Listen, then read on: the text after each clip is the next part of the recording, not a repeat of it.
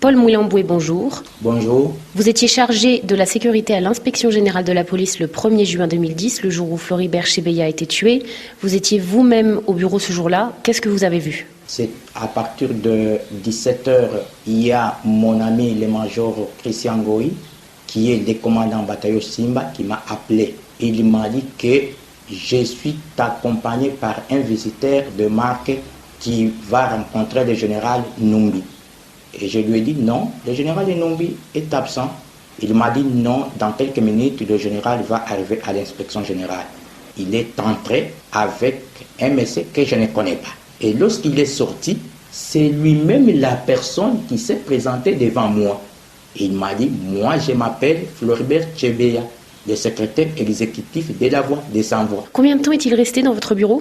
À partir de 19h et quelques minutes, c'est le major Christian qui est venu récupérer Chebeya dans mon bureau. La première chose, il s'est excusé devant Chebeya, lui disant non, le chef s'excuse, il ne doit plus vous recevoir ici au bureau, il préfère vous recevoir à sa résidence privée. Maintenant, en sortant, à partir de la réception, Chebeya a été déjà cagoulé. C'est à partir de la réception. Et comment le savez-vous? Tout justement, mon bureau, il y a une caméra de surveillance et cette caméra capte à partir de mon bureau à 50 à 100 mètres. Alors, lorsqu'on a fait les mouvements de prendre Chebeya brusquement, les caméras a sonné.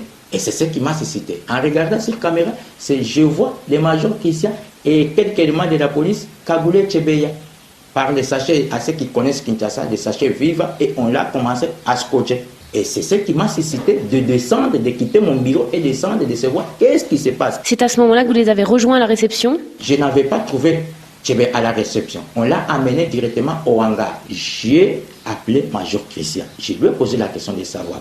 Il m'a dit, monsieur, fermez ta bouche. C'est un ordre qui vient de la hiérarchie. Je lui ai encore posé la deuxième question. Qui vous a donné cet ordre? Il m'a dit, non, c'est le président de la République pour la première fois. Je lui ai posé la question. Tu as reçu l'ordre du président de la République par téléphone ou par quoi? Précisément. Il m'a dit, non, j'ai reçu l'ordre du président de la République par canal du général Enum. C'est le général Enum qui a intimé l'ordre au major Christian. Et lorsqu'il a intimé cet ordre, il a dit au major Christian que cet ordre vient du président de la République. Ça, c'est le major Christian qui me rapporte. D'abord, l'ordre est venu. Toute personne qui accompagnerait Chebeya, que ce soit son fils, que ce soit son collègue, que ce soit son époux, doivent subir les mêmes sorts que Chebeya. Et il m'a dit, voyez dans la voiture, son chauffeur, on l'a déjà exécuté. J'ai regardé la voiture, j'ai vu un corps sans vie. Et lorsque je parle avec les majors Christian, les policiers sont en train déjà de continuer à étouffer Chebeya. Et quelle a été votre réaction? Moi, je suis un officier sans troupe. Le major Christian, c'est l'officier avec troupe. Donc, je rentrais à mon bureau parce que je savais que les caméras étaient en train d'enregistrer. Je dois faire rapport à la hiérarchie. Vous voyez un assassinat se dérouler devant vos yeux. Pourquoi n'avez-vous pas tenté de le sauver? Non. En ce moment-là, qu'est-ce que je devrais faire? Moi, mon problème est de faire rapport au chef. D'abord, je suis le commandant sécurité. Ma question, c'est quoi? Je vois l'événement et que le major Christian a des policiers bien armés.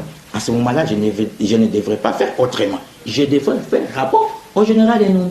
Après cette opération, c'était déjà à 20h. J'ai quitté le bureau à partir de 20h et quelques minutes et je me suis arrivé à la maison à 20h et quelques minutes. Et c'est donc 2 jours après l'assassinat que Christian Goy s'est confié à vous? Avant des fouilles, il m'a appelé dans sa chambre parce que nous habitons dans la même maison. J'ai loué, retrouvé en train de pleurer. Il m'a dit, ça me fait mal. Ça me fait mal parce que je viens d'avoir d'autres ordres auprès du général Enumbi de vous exécuter. Avant de fouiller, il faut exécuter ton ami. Je lui ai demandé, est-ce que le général Enumbi vous a dit le mobile de cet assassinat, d'exécuter Chebeya? Il m'a dit non. Chebeya est un témoin gênant il m'a dit pour 2 choses. 1, le massacre de Bundu Diakongo. De 2, M. Chebeya avait enquêté des massacres de l'Équateur. Les gens qui ont fait cette opération, ce sont les éléments du bataillon Simba dirigé par le major Christian. Et que ces bataillons recevaient les ordres directement du général Numbi. 10 jours après le meurtre, vous vous faites enlever. Là, lorsqu'on m'a arrêté, on m'a cagoulé. Et on m'a amené dans une destination inconnue. Maintenant, lorsque nous étions arrivés dans cette destination, on m'a fait ouvrir les cagoules. Et je me suis retrouvé que je suis dans la résidence privée d'un conseiller du général Enumbi. On commence à me traiter, toi tu es très, tu voudrais trahir le général Enumbi, qu'est-ce qu'il faut? Bon, ça c'est le 11, jusqu'à les 13. Les 13, c'était un certain dimanche. Okay. Après quelques minutes, à 14, on nous a amenés à manger. Je surveillais les mouvements des policiers. Et je suis sorti brusquement, j'ai escaladé le mur et je suis parti. Vous restez 9 mois caché à Kinshasa, puis vous décidez de vous rendre à la justice. Mais là, vous êtes à nouveau arrêté, emmené à Lubumbashi. Vous parvenez à vous évader à nouveau et cette fois à quitter le pays. Vous avez été condamné à mort par contumace pour assassinat, association de malfaiteurs. Pourquoi témoigner aujourd'hui? On m'a condamné illégalement. J'étais devant la justice. Mais la justice devait me livrer.